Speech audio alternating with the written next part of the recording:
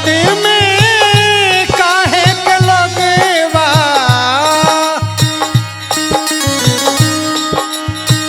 जियत मुआत में काहे के लगेवा, पहले ही बाभने बोलावे ओहने के,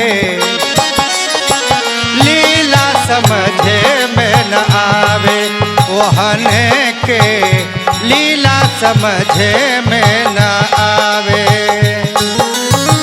जियत मुआत में काहे के लगेवा,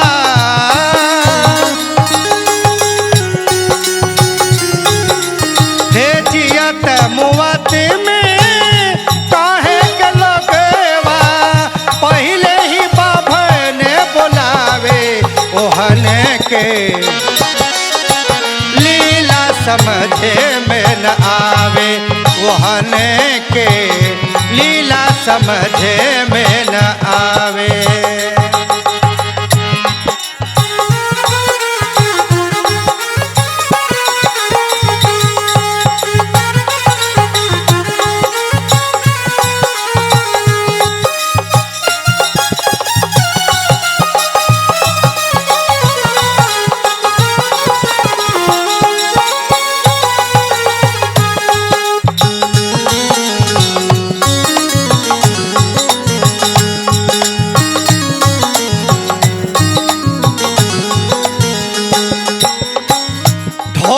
गवार शूद्र पशु नारी सकल तरण अधिकारी,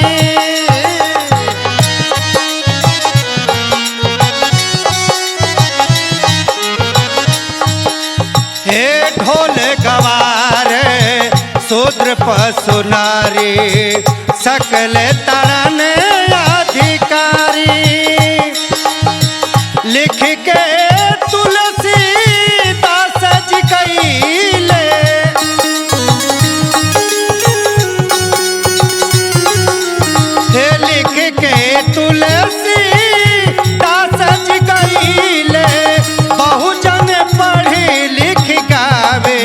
ओहने के, बात समझे में न आवे ओहने के, बात समझ में न आवे।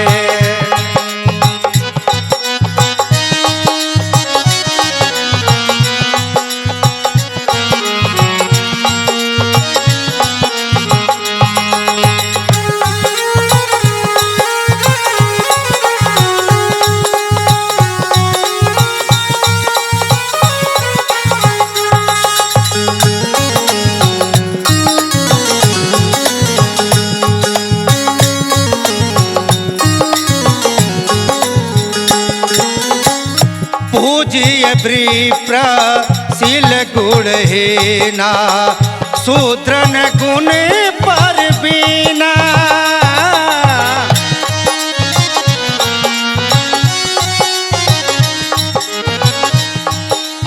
मनवादियों ने कहा कि जातिगत ब्राह्मण चाहे जितना भी दोषी क्यों न हो वह पूज्य है, लेकिन ब्राह्मण जाति को छोड़ करके अगर कोई चाहे जितना भी बड़ा क्यों न हो लेकिन पूज्य नहीं है। ये बात सटीक नहीं बैठती है, इसलिए कहना पड़ा। पूजिए विप्र शील गुणहीना, शूद्रन ज्ञान प्रवीणा,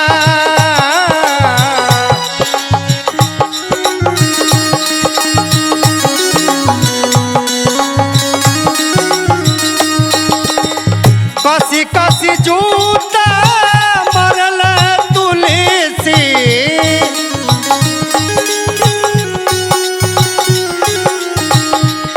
हमारे समाज के लोगों को कस कस के जूता, शब्दों की जूता मारा गया, लेकिन उसके बाद भी ये संभलने वाले लोग नहीं हैं। कसी कसी जूता तुलसी जी मरे ले,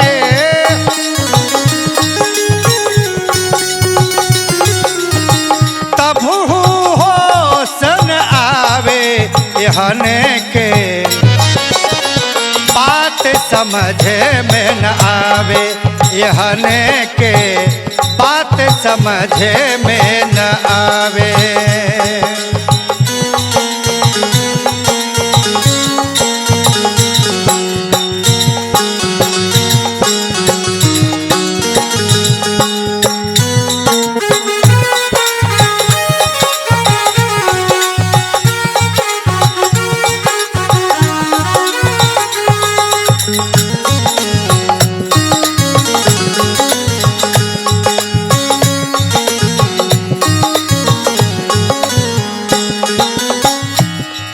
समाज को उठाने और जगाने के लिए मैं अपनी प्रस्तुति जयराम भाई एंटरटेनमेंट को प्रस्तुत कर रहा हूं गरीब गंवार स्टूडियो के माध्यम से, ताकि मेरा समाज ऊपर उठे और पढ़ लिख करके आगे बढ़े।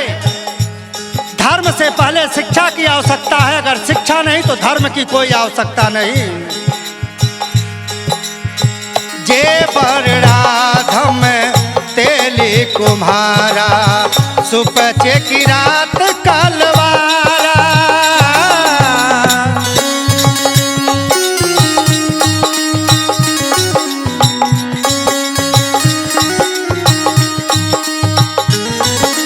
हे जे बरराधम, यानी कि 4 वर्णों में सबसे अधम कौन है? तो ये लोग हैं, ध्यान से सुनिए। जे बरराधम तेली कुम्हारा सुपचे की रात कलवारा।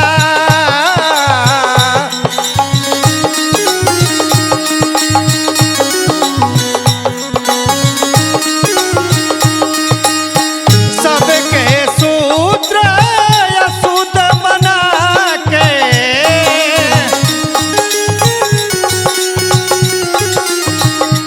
दर्शकों, एक बात और ध्यान दीजिएगा आप लोग।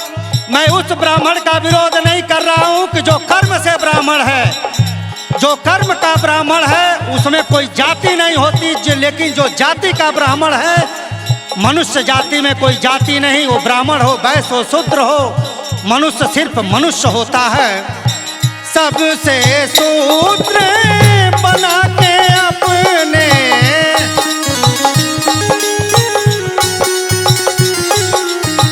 अपने बड़े का कहावे वहने के।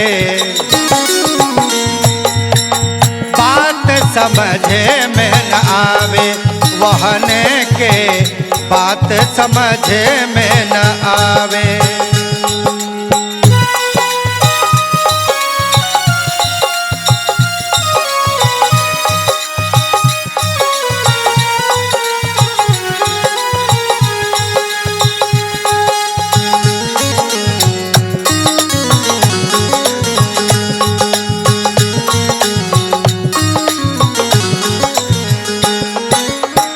कितना बातें कहीं बभनन के लिखल कहलो न जाला।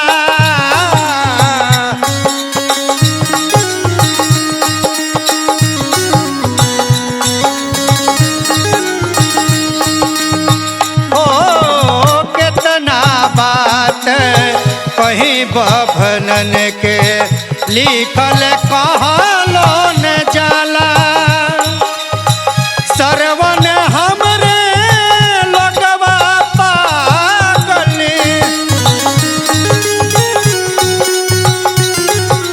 हे सरवन हमारे लगवा पागल। बहुजन काहू मनावे ओहन के, बात समझे में न आवे ओहन के, बात समझ में न आवे। जियत मुवत में काहे के लगेवा,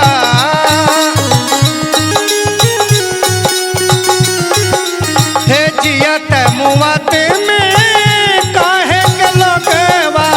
पहले ही बाबा के बुलावे ओहन के, बात समझे में न आवे ओहन के, बात समझे में न आवे ओहन के, बात समझे में न आवे ओहन के, बात समझे में न आवे।